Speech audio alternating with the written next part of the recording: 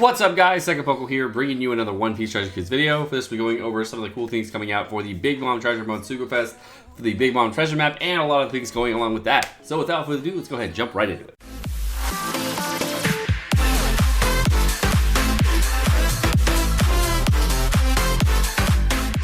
And the first thing we're going to be going over is the One Piece Films Gold Treasure Map Sugofest, starting on the 19th all the way going through the 27th, which is basically going to be the Treasure Map Sugofest. Overall, this is actually kind of an interesting Sugofest, and I'm kind of torn on what parts I like and what I don't. So the first thing is it's going to be, of course, since it's Treasure Mode Sugofest, it's going to be a three-part banner where you're going to have part 1 on the banner, part 2 on the banner, part 3 separate, where part 1 is from the 19th through the 22nd, then the 22nd through the 25th, and then finally the 25th through the 27th. All Legends going to be available on the Sugofest, and it's going to feature the new One Piece Gold units. For the multi-pull mechanics, they're going to be the 1st, the 4th, the 7th multi-pull is going to be actually a discounted multi. So instead of just having the discounted multi on the first multi-pull, actually discounted multiples on 3 separate sets of multi-pulls. So you get 30 gem multis on the 1st, the 4th, and the 7th.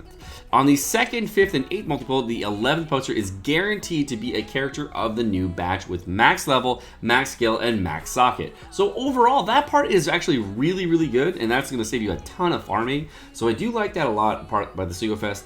However, of course, it's not an all gold Sugofest. We don't know what the silver rates are. We don't know how good the gold rates are, etc. But if it's anything compared to the anniversary, it should be pretty good, I guess. The 3rd multi-pull, 6th multi-pull, and 9th multi-pull are going to be guaranteed any legend, and the 11th, 13th, and 15th is going to be guaranteed rate-up legends. So if you whale, it's good for you, but if you don't whale, you know. For the rate-up legends, on part 1 of the banner, it's going to be, the first legend is going to be Guild to Zoro, who's going to be a 1.75 times treasure map booster. There's going to be Doflamingo V2, Nico Robin, Luffy Ace, Lucy, Uso Land, Timeskip Zoro, Timeskip Sanji, who's actually a 1.2 times booster of this treasure map, I guess. Croc, Boa Hancock V1, and Mihawk. For the day 1 red recruits, we're going to have Baccarat, Karina, Tanaka-san, I think it's Mr. Tanaka, but Tanaka-san's fine. And of course, Dice, as well as Whole Cake Island Chopper, who's one of the best units you can have on the Whole Cake Island batch. I really like him a lot. Valentine, Nami, Qualit, and Carrot, so really good for the Valentine batch. All 3 of them are on the first day, so that's really cool. Kobe V2, Rebecca, Senor Pink version 2, Cavendish, I think that's Dex Cavendish, I believe. Then we have Beiju, Sandersoni, and Marigold, Monet, Jinbei, Elizabeth, and Kingdu. Kingdu, actually, a really interesting thing about him is he's actually really useful for Big Mom teams because he can do a large amount of damage in one hit while removing all Psy Orbs. So that's actually kind of an interesting character to have on this banner. And he actually is somewhat useful. So don't throw your copies away yet. Just he might actually be good. He's been trashed for a long time, but he might be good now. Part 2 of the banner, we're going to have Guild to Zoro, Gear 4 Luffy version 2. That part is already looking pretty sweet if you don't have Gear 4 V2. Shanks version 2, Akaine version 2, so that day is my best day.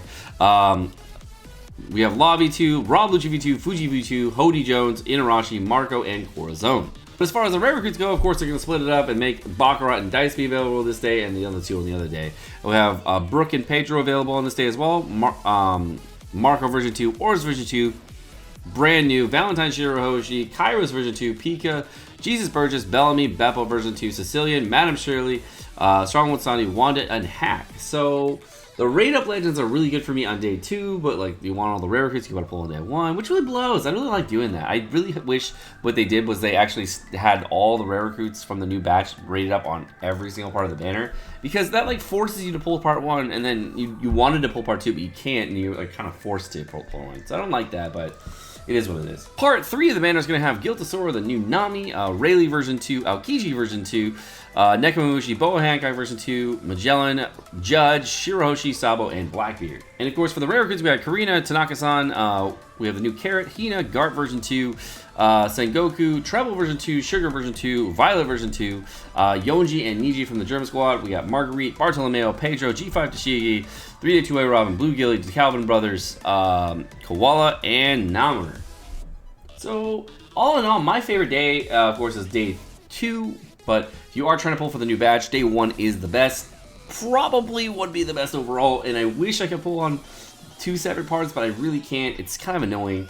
I wanted to pull on part 2, but I don't think I'm going to be pulling like a super Omega Whale here. I'm probably just going to go a little bit in, but I'm not like all the way in. So we'll have to see as the batch comes out, or the banner comes out, if that one day I want to pull.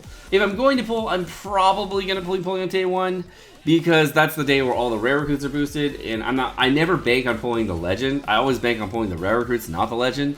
And the raid up legends don't really matter to me, because it's like, it's over a 50% chance most of the time to pull a non-raid up legend versus a raid up legend. So it's not like a major chance to get the legend I actually want. And most of the time it's going to be a dupe anyway. So the only real thing I get out of this is I can pull the Baccarat, the Karina, Tanaka-san, and the Dice. So if I pull all 4 of them, great, but I'm probably not going to go too hard. And the next thing we're going to be going over is the Big Mom treasure mode and some of the boosted units we have here. Of course, we got Big Mom on the banner, talking about how much she maxes at 12 turns. Going down, I think it was like at max limit break, she goes down to 12 turns. Really, really good. Maxing out at 1769 attack, which we saw earlier. 3,529 HP, and we have Enrage, and of course is an anti-heal. So all the great things we saw from before. The major change we're seeing in this treasure mode Sugofest is that instead of having a treasure map booster, we are actually getting the legendary character is the treasure map booster. So the new legendary unit, which is Giltosaur, is going to be the best possible unit that you can bring on this treasure mode. And they're actually kind of getting rid of treasure mode units on this treasure mode. So I really like that change. It's really, really cool. And of course, if you do pull the new Giltosaur, it's going to be a 1.75 booster on this treasure map. For the 1.35 times boosters as well as 2.5 times stat boosters, we have the Sanji and Beiju. So if you have both of them, that's really, really great to have both on this banner, on this set. For the 1.35 times boosters, but only 1.35 times stat boosters, we're going to get the Mr. Tanaka, Dice, the Karina, and Baccarat. Then we have treasure mode, Kizaru, the new G4, and of course Nami. So that's an interesting change that we have Tesoro is the best treasure mode boosted unit, which is really, really cool. I like that we're not having to make these really shitty teams anymore, and we can actually focus on building really good teams, so that's really great. And then for the 1.25 times boosters, we have the entire Whole Cake Island Bash with Chopper, Brooke, Carrot, and Pedro. And then for the 1.2 times boosters, we're actually gonna have a very large pool of units, starting with the Zoro Sanji, then going into Legend Sanji. Then there's going to be Legend Corazon. Not really sure why, but I guess it is because the last batch of limit breaks. Then we have the new set of the Fortnite Germa Squad. Then minus the Reiju. I don't think she's in there. Then we got the Pizza Straw Hat Fortnites are in there with all 5 of them. After that, we got the new Kai Boa, the new Kai Coliseum Diamante, the Kai Extract, Kai Enel, and then of course the new 2 of the new characters, which is going to be the Raid Zoro, which is going to be coming out very, very soon, and of course the final character, in there being the new Coliseum Kid. Then going on to some of the more interesting units, we got Legend 6+ Jinbei, so that's interesting. I don't know why he's there, but okay. Then we have the OG Fortnite characters for Dice, Baccarat, and Tanaka. Then both of the characters from the Law Fortnite with Monet and Law. Then we got the Madame Charlie Fortnite characters, Raid Tesoro, Raid Lucci, Raid Virgo, Kai Doflamingo, Raid Bartolomeo, regular Enel. Then we got Wiper, Coliseum Kobe, Coliseum Ace. I think that's story mode Jinbei? Or is that is that story mode Jinbei? Which Jinbei is? I don't know. Some strength Jinbei that I don't remember which one it is. Then we got the Coliseum Smoker, and finally Sanji from the Violet Fortnite? Sanji Violet Fortnite. So a very large pool of units for boosted units, most of which being Fortnite units and Coliseum units. With the notable legends, of course, we got the new Jinbei, of course, 6+ Jinbei, and we have Legend Sanji as well as Legend Corazon. So 3 different legends there that are not the newer legends. So if you do want to make some fighter teams, I didn't see a whole ton of fighter units in there, but there's more than a few with the new German squad. So definitely interesting that you have all these units for 1.2 times boosters. And I really like the change that they're doing here with getting rid of the treasure map point boosters and adding in just a straight up legend here for the point boosters. That's really, really nice. I like that a lot. Very, very cool change. The other thing is we finally have the date for Raid Zoro. It is literally 2 days before the treasure mode drops, so that's actually kind of interesting. It'll go end like a day, so we have a day break after the Raid Zoro ends until the treasure mode. So that's actually kind of interesting. And you don't have time for a skill up right before the raid Zoro done, so you do have to have just like a non-max raid Zoro just with your team, or you have to max out your raid Zoro, or you max out your kit. So that part I don't really like. I don't like that there's no skill up during the treasure mode. That part's really annoying because then you have to like completely max out the kid without skill up and completely max out the Zoro without skill up in order to completely use these units. I don't really like that, but it is what it is. So as far as my thoughts and feelings go on the Sugofest, my thoughts and opinions are pretty much if you do want to pull for the new batch, there's an entire whole new batch of units and all pretty good. So if you do want to pull for them, that's great. I don't see any reason to not pull them, especially if you have the new gear for Luffy. The entire batch works really well with Luffy, so just know that they're gonna work really great with him. However, the Whole Cake Island batch is like just good for Coliseum Kid, but like then this new batch is good for the treasure mode. So getting 2 new batches in 1 month is really kind of an interesting choice by Bandai. I'm not really sure what they're thinking here, but that's also kind of cool.